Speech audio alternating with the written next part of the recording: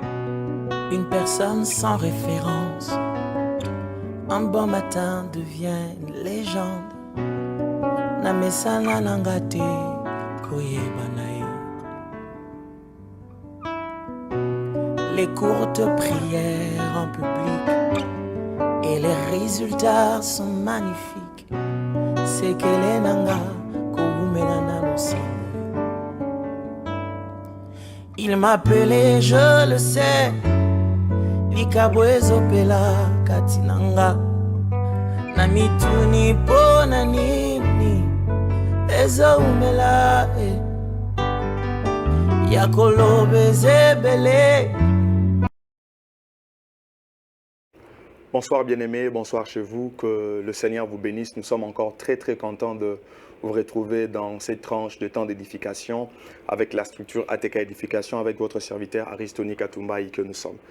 C'est un grand plaisir d'être avec vous en ces moments pour partager autour de la parole de Dieu. Je crois que le Seigneur va nous faire du bien avec un message très important et très capital. Avant tout, j'aimerais que nous puissions prier le Seigneur. Père, nous te rendons gloire, nous te remettons toutes choses, Père. Nous voulons que tu nous apportes la lumière sur les Saintes Écritures et bénis tout celui qui nous suivra et tout celui qui est en train de nous suivre au nom de Jésus. Amen. Comme je le disais, que notre joie est grande en ces moments pour partager avec vous la parole de Dieu et surtout que nous voulons partager sur une thématique très importante. Donc, le sujet est intitulé « Il y a beaucoup d'appelés, mais peu d'élus ». Je crois que dans la précédente vidéo, la précédente semaine, nous avions parlé d'un message qui était aussi très important, très capital, qui était celle de répondre à la question de savoir s'il y avait des personnes que Dieu avait créées pour qu'ils aillent en enfer et les autres pour aller au paradis. Et on avait trouvé cette conclusion à la lumière des Saintes Écritures qu'il n'y avait pas des gens que le Seigneur avait créés pour l'enfer. Mais Dieu, pendant qu'il est en train de créer l'homme dans sa volonté, c'est-à-dire pour tous les humains qui sont sur terre, Dieu veut qu'il puisse être sauvé et qu'il soit là où lui il est. Donc, en d'autres termes, ça veut dire que si quelqu'un se retrouve en enfer, c'est parce que lui-même, il a fait un mauvais choix, il n'a pas suivi la bonne voie que le Seigneur avait mis devant lui. Ce qui nous permet maintenant de parler de ce sujet, il y a beaucoup d'appelés, mais peu d'élus. Il y a beaucoup d'appelés, mais peu d'élus. J'aimerais que nous puissions lire les Saintes Écritures. Dans les Saintes Écritures, il y a un passage qui nous donne cette affirmation, c'est dans les livres de Matthieu, chapitre 22, le verset 14. La Bible déclare « Car il y a beaucoup d'appelés, mais peu d'élus. » Car il y a beaucoup d'appelés, mais peu d'élus. Ça, c'est ce que la parole de Dieu est en train d'affirmer. Mais j'aime une chose, si vous voulez comprendre un texte de la Bible, vous voulez comprendre un passage de la Bible, la meilleure des choses à faire, c'est que vous devrez reprendre le verset dans son contexte. Alors, cette phrase qui nous est dite à ce stade, qu'il y a beaucoup d'appelés mais peu d'élus, provient d'où en fait? Quand vous lisez à partir du premier verset du chapitre 22, vous vous rendrez compte qu'il s'agit de la parabole du festin de noces. Parabole du festin des noces. C'est Christ qui est en train de parler. C'est Christ qui était en train d'enseigner. C'est Christ qui était en train de s'exprimer. Et d'ailleurs, lorsqu'on parle d'une parabole, déjà comme le français nous ont appris que lorsqu'on parle de la parabole, en fait, on vous explique quelque chose, mais de manière allégorique. C'est-à-dire, au lieu qu'on vous dise directement ce que la chose veut dire, on passe par une autre chose qui est un peu similaire, mais qui vous donne le sens ou qui vous donne la compréhension de ce qu'on a besoin de vous dire. Et dans cette parabole ici, nous voyons que c'est Jésus qui est en train de parler. Il dit, on nous fait voir à partir du le premier verset que le royaume des cieux est semblable à un roi qui fit de noces pour son fils. Donc cette parabole est en train de parler. Cette parabole a pour but de nous donner un enseignement sur le royaume des cieux. Mais Christ est en train de comparer cela à un roi qui veut faire de festin pour son fils. Et le roi a eu des invités, il a convié plusieurs personnes à venir dans ces festins. Mais il s'est fait qu'au moment où les gens devaient venir, ils ne sont pas venus. Les invités ne sont pas venus. On l'a rappelé, les invités, non, ils ne sont pas venus. Le serviteur que le maître avait envoyé pour dire à ces gens que j'ai déjà préparé mes bœufs, j'ai déjà préparé les animaux, tout est prêt, venez à la fête. On nous fait voir même que ces serviteurs ont été frappés, tabassés, tués.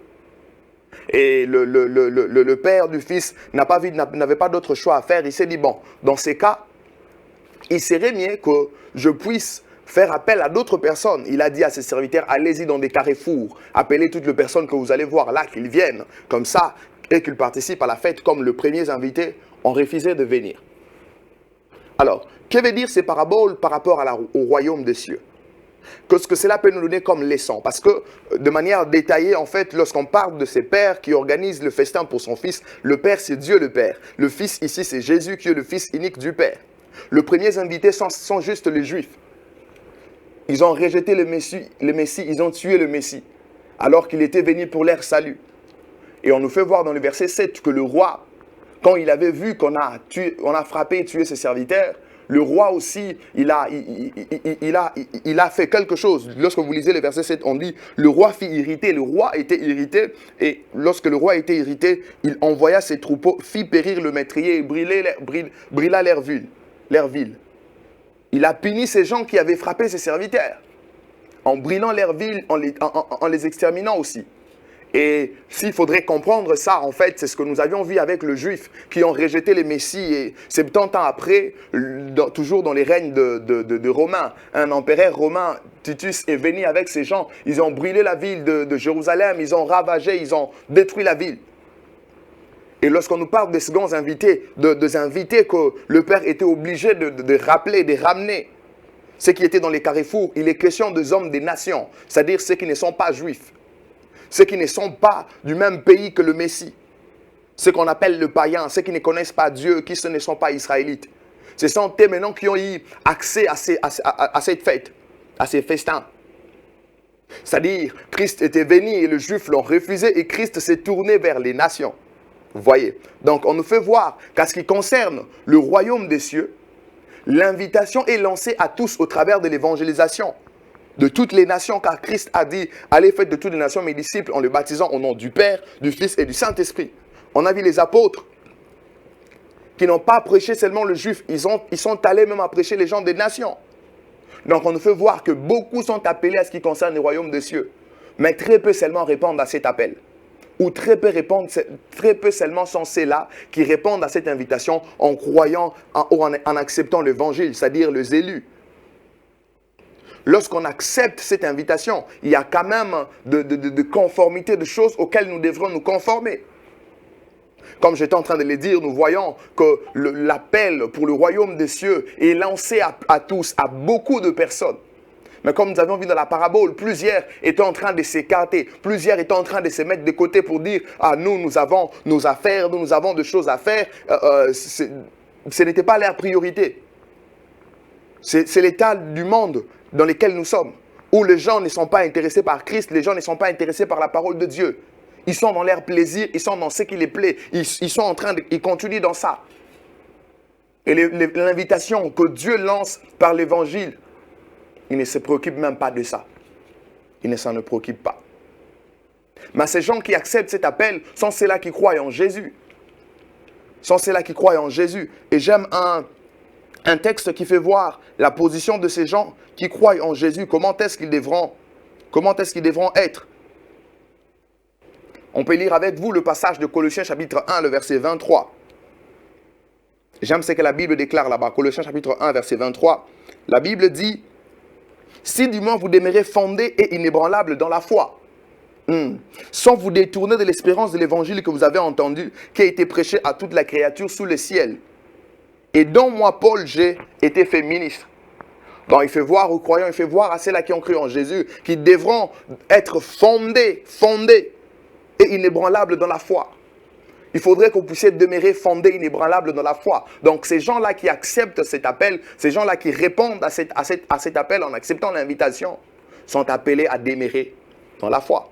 C'est-à-dire qu'ils se conforment aux exigences de la noce. Ils se conforment aux exigences de la noce.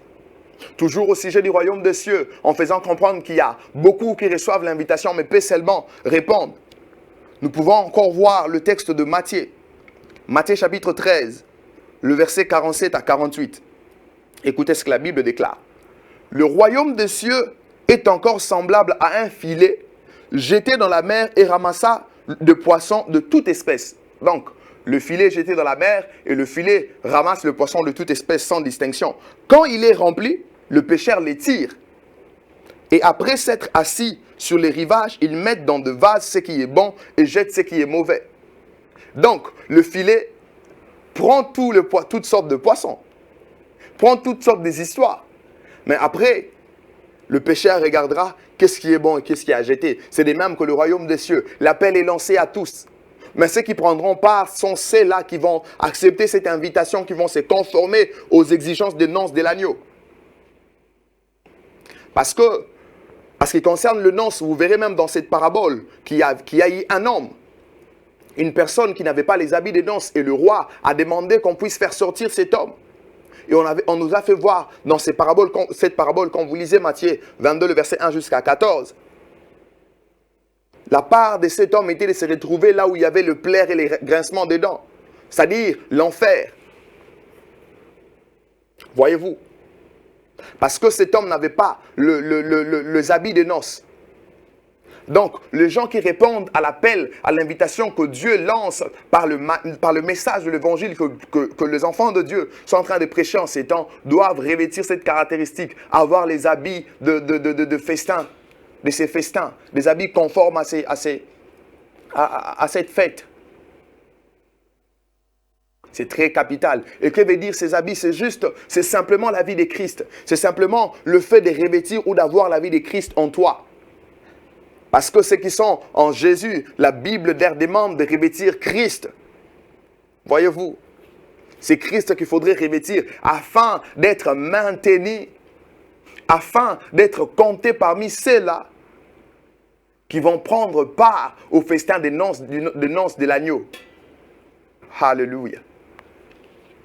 Ça, c'est formidable. Alors, nous avions dit qu'il y a, ça c'était l'explication qu'on devait nous donner pour nous mettre dans le contexte, pour comprendre le sens d'abord. Mais la grande affirmation qui nous concerne, c'est qu'il y a beaucoup d'appelés et peu d'élus. Alors, qui sont ces appelés? Lorsqu'on parle ici dans ces textes en disant qu'il y a beaucoup d'appelés, c'est-à-dire les appelés sont tous ceux-là, tous ceux à qui l'invitation du royaume de cieux ou l'invitation est adressée pour le festin de noces du roi, du fils du roi. Donc toutes les personnes qui entendent, toutes les personnes à qui l'invitation est adressée, ce sont ces gens-là qu'on dit que ce sont des appelés. Vous voyez? Donc tout le monde. Voilà pourquoi en termes d'appelés, il n'y a pas de limite. Parce que Christ veut que tout le monde puisse entendre le message de l'évangile. Christ veut que tout le monde puisse entendre l'évangile de la grâce. Tout le monde est appelé. Parce que le souci de Dieu est que tous puissent être sauvés. Comment est-ce que ces gens sont-ils appelés? C'est comme je venais de le dire tout à l'heure. C'est par l'annonce de l'évangile de la grâce de Dieu. C'est par l'annonce de l'évangile de la grâce de Dieu. C'est comme lorsque vous lisez Apocalypse chapitre 3, verset 20, où Christ est en train de toquer. Il frappe dans notre porte. Et il dit, celui qui ouvrira, lui, il entrera et il soupira avec cette personne. Comment est-ce que ces gens, comment est-ce que ces grands nombres sont appelés? C'est par l'annonce de l'évangile. C'est par l'annonce de l'évangile de la grâce de Dieu. Voilà pourquoi nous avons intérêt à prêcher Christ dans nos milieux de travail, à prêcher Christ dans nos universités, à prêcher Christ dans des quartiers, dans nos familles. Que ces gens entendent l'appel, parce que beaucoup sont appelés. Et on s'est posé la question de savoir, alors si on a appelé, que faire? Que faire devant cet appel? Que faire devant l'appel? C'est simple, ce n'est pas difficile. Ce qu'il faudrait faire, c'est simplement accepter l'appel et ne pas endurcir son cœur. Oui, accepter l'appel et ne pas endurcir son cœur. Ça, c'est très capital. Vous devrez accepter l'appel de Dieu. Vous qui entendez les messages du salut, vous qui recevez ces messages, il y a des gens qui passent, qui vous prêchent, qui vous disent repentez-vous, qui vous disent que Jésus revient bientôt. Vous devez accepter ces messages. Vous devez croire en l'évangile du Fils unique de Dieu qui est mort pour vous. Lorsque vous lisez Hébreux chapitre 3, le verset 15, j'aime ce que la Bible déclare là-bas. La Bible dit, pendant qu'il est dit, aujourd'hui, si vous entendez sa voix, n'endurcissez pas vos cœurs comme lors de la révolte. Ici, l'auteur est en train de rappeler, parce qu'ici on s'adressait aux Juifs, aux croyants juifs. L'auteur est en train de rappeler ce qui s'était fait pendant qu'ils étaient dans le désert en sortant de l'Égypte. Comment il y a eu ceux-là qui se sont révoltés. Mais c'est juste pour nous inciter à dire que si vous entendez la voix du Seigneur, si vous entendez sa voix, qu'est-ce qu'il faudra faire? N'endurcissez pas votre cœur. N'endurcissez pas votre cœur aujourd'hui. Si vous entendez sa voix, c'est-à-dire si vous entendez qu'on parle de Jésus, n'endurcis pas ton cœur. Jusqu'où tu vas endurcir ton cœur? En disant que non, je suis encore jeune, je dois faire ma vie. Qu'est-ce que tu appelles vie? La vie n'est qu'en Jésus. La vie n'est qu'en Jésus. Depuis que nous aussi on a compris ces choses, on s'est dit non, restons attachés à ces Jésus. N'endurcis pas ton cœur. Parce que aujourd'hui, oui, tu as quelque chose à dire. Mais le lendemain, c'est Dieu qui maîtrise. Qu'est-ce qui t'assure que demain, tu seras toujours là? Alors c'est aujourd'hui. Il ne faut pas endurcir votre cœur. Il ne faut pas endurcir votre cœur. Là, nous venons de comprendre qui sont les élus. Et deuxièmement, non, nous venons de comprendre qui sont les appelés. Et deuxièmement, j'aimerais que nous puissions comprendre qui sont les élus, c'est-à-dire les élus, qui sont-ils, à vrai dire. Lorsqu'on parle des élus, cela est beaucoup plus lié ou attaché à la préséance de Dieu, à sa capacité, à son omniscience ou sa capacité de connaître les choses en avance. Déjà du fait que lui, il est éternel, le passé, le présent et le futur sont une seule chose devant lui. Donc, les élus sont ceux-là que Dieu avait connus en avance, c'est-à-dire des gens que Dieu connaissait en avance, que ceux-là vont accepter ma parole ou ceux-là vont accepter l'évangile du salut en Jésus-Christ. C'est-à-dire, ce n'est pas Dieu qui fait en sorte, ce n'est pas Dieu qui prend la décision à leur place de croire en lui, non. Mais en les créant, Dieu, connaissant les choses en avance, savait déjà que ces gens vont devoir accepter Christ comme leur Seigneur et Sauveur. Ces gens vont répondre à l'appel. C'est là les élus. Bien que l'appel est lancé à un grand nombre, mais les élus, il n'y en a pas beaucoup. Il n'y en a pas beaucoup. Il n'y en a pas beaucoup. C'est là qui allaient croire en Jésus. C'est là qui allaient garder la vie de Jésus. Ce sont là les élus, les gens que Dieu connaissait en avance. C'est-à-dire que les autres là, ça ne veut pas dire que les autres là, Dieu les a créés pour l'enfer. Non. C'est-à-dire Dieu connaissait en avance que ces gens-là ne vont pas accepter. Parce que notre Dieu nous laisse toujours le libre arbitre. Il n'aime pas décider à notre place. Il donne à l'homme la capacité de choisir. Ça, c'est important. Donc, les élus sont ceux-là que Dieu connaissait en avance. Qu'ils allaient croire en son Fils, Jésus-Christ. Lorsque vous lisez d'ailleurs Romains chapitre 8, il y a deux choses qui sont dites au sujet des élus.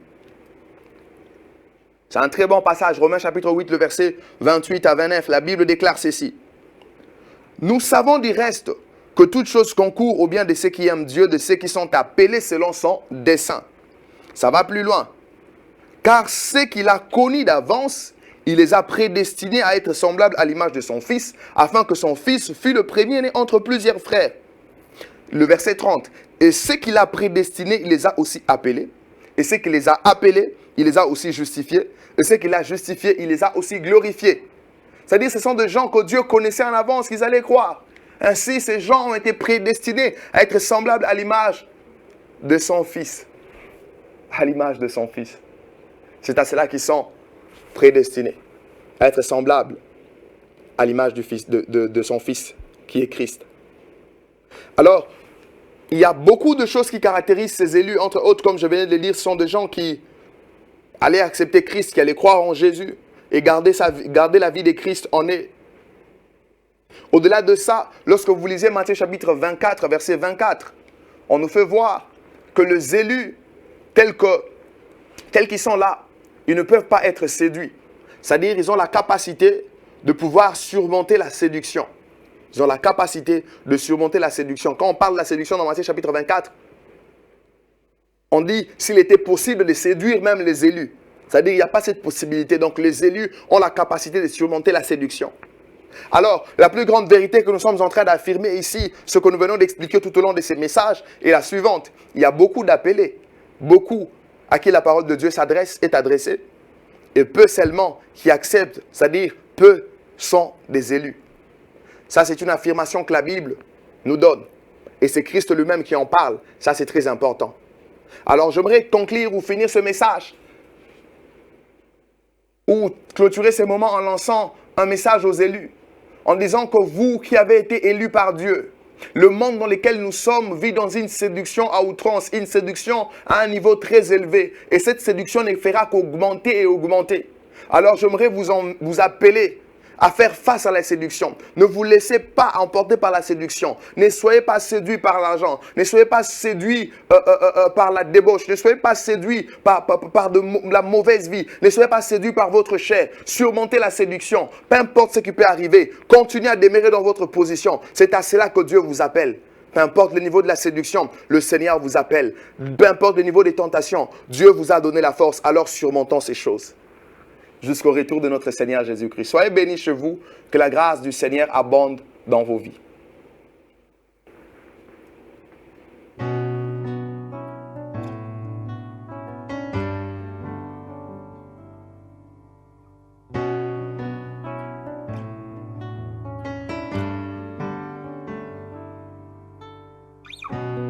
Une personne sans référence, un bon matin devient une légende.